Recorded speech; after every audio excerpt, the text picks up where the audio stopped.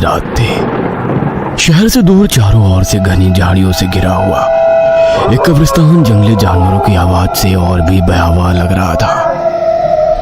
कब्रिस्तान के अंदर कुछ गर्भवती महिलाएं सफेद कपड़े पहने हुए दिखाई दे रही हैं।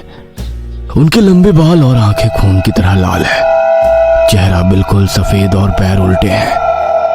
अचानक एक स्त्री जो खून से लथपथ है एक छोटी सी बच्ची को गोद में लेकर जोर जोर से रोने लगती है। वो अपनी बच्ची को एकटक देखने लगती है। सुबकते हुए उसकी आंखों से खून टपकने लगता है और बच्ची के चेहरे पर गिरने लगता है। चेहरे पर खून की बूंदें गिरने से बच्ची अपनी छोटी छोटी लाल सुर्ख आंखें खोल देती है। उसकी मां सिसकते हुए उसके लिए गाना गाने लगती है। मेरी बिटिया रानी बने, महलों का राजा मिले, देखे खुशियों के मेले, दर्द कभी ना झेले। इतना कहते ही वो बेतहाशा चीखने लगती है। मेरी बच्ची ने इतना दर्द सहा है, अब कोई दर्द नहीं, इस दुनिया में कोई तकलीफ नहीं होगी तुझे। माँ की बात सुनकर बाकी की महिलाएं भी बच्ची के पास आकर उसे सहलाने लगती है। कुछ देर बाद आधी रात का वक्त था। जंगल के सुनसान रास्ते पर गाड़ी चलाते हुए सियारों के रोने की डरावनी आवाजें सुनकर अनिकेत के पैर कांप रहे थे। बाहर का मौसम बहुत खराब था। पिछले कई घंटों से तूफानी बारिश आ रही थी जो रुकने का नाम ही नहीं ले रही थी। खराब मौसम से जूझते हुए अनिकेत गाड़ी चला रहा था कि तभी उसके फोन की घंटी घनघना उठती है। हेलो, हाँ सुनीता बोलो। हेलो, आवाज नहीं आ रही है। हेलो। अनिकेत हेलो हेलो करता रहता है लेकिन फोन कट जाता है। अगले ही पल फिर से फोन बजता है। हेलो सुनीता बोलो ना। हेलो। तभी फोन की दूसरी ओर से एक बच्चे की आवाज सुनाई पड़ती है। Twinkle, twinkle, little star, how I wonder what you are. Hello Sunita, ये क्या मजाक है? सुनीता, ये कोई वक्त है मजाक करने का? अचानक से फिर से फोन कट जाता है। एक बार फिर से फोन बजता है। इस बार अनिकेत पसीने पसीने हो जाता है। देखो सुनीता, बस बहुत हो गया मजाक। पापा, एक बार फिर से बच्चे की आवाज सुनकर वो कॉल काट देता है। 2 मिनट बीते होंगे कि एक बार फिर से फोन बजने लगता है। कौन है? कौन बार बार सुनीता के नंबर से फोन करके परेशान कर रहा है? सुनीता, ये तुम हो? तभी दूसरी तरफ से उसे अपनी माँ की आवाज सुनाई पड़ती है। बेटा अनिकेत, मैं हूँ तेरी माँ। सुनीता को सिटी हॉस्पिटल में भर्ती कराया है, तू जल्दी आ जा। डॉक्टर बच्चे की जान को खतरा बता रहे हैं। न जाने अचानक बहू को क्या हुआ कि वो जमीन पर गिर पड़ी। अस्पताल में लाए तो डॉक्टर फौरन ऑपरेशन का बोलने लगे। तू जल्दी आ जा बेटा। मैं अभी आता हूँ माँ, आप बिल्कुल भी फिक्र मत करना।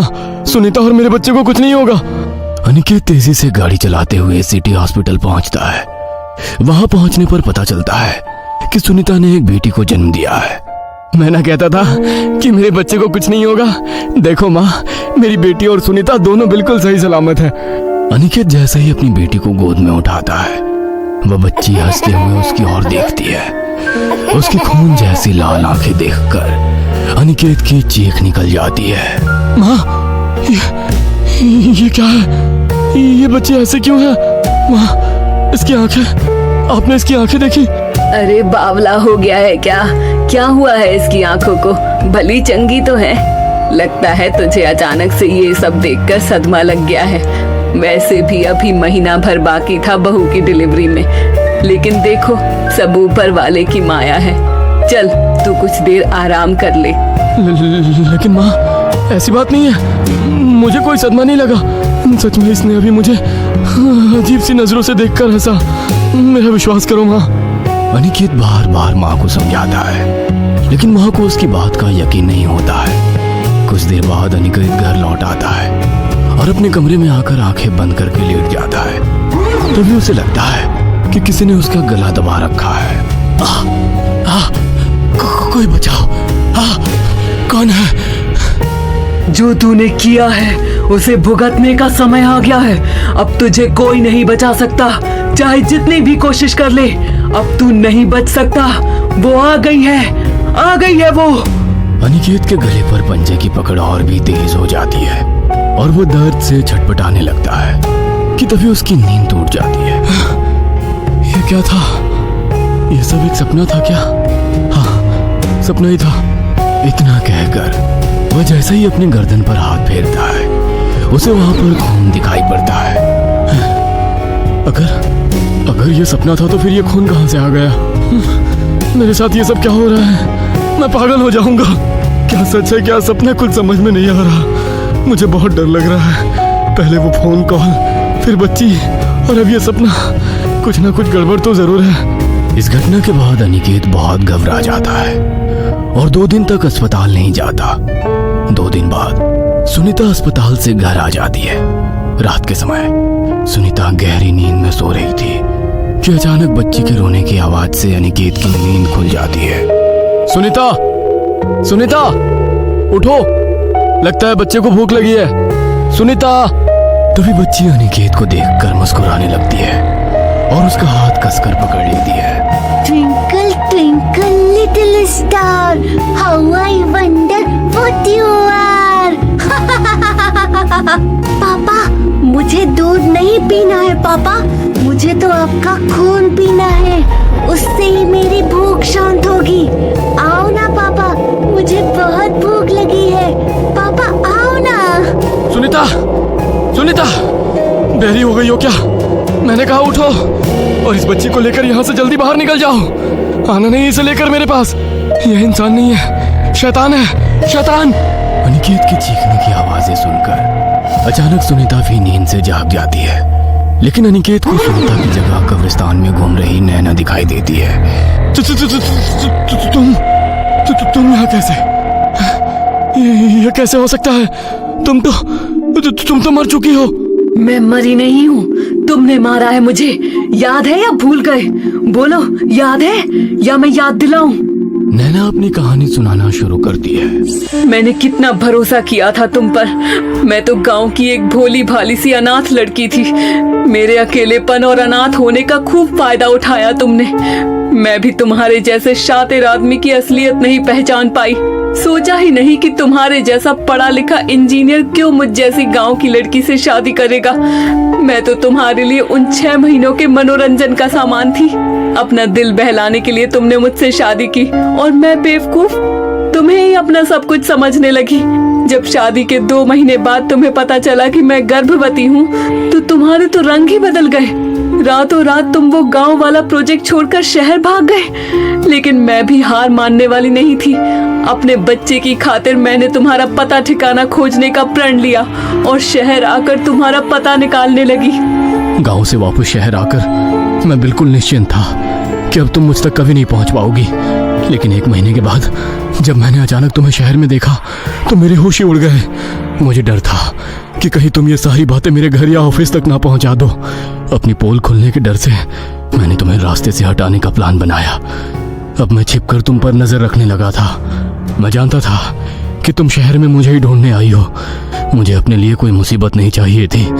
इसलिए उस रोज रात के समय जब तुम सड़क पार कर रही थी, मैंने जानबूझकर तुम्हें अपनी कार से टक्कर मारी और तुम्हें मरने के लिए सड़क पर छोड़कर गाड़ी लेकर वहां से भाग गया। तुमने एक बार भी मेरे या अपने होने वाले बच्चे के बारे में नहीं सोचा? अरे वो तुम्हारा बच्चा था, तुम्हारा अपना खून। इतना कहकर वो अपने बच्चे को याद करके रोने लगती है।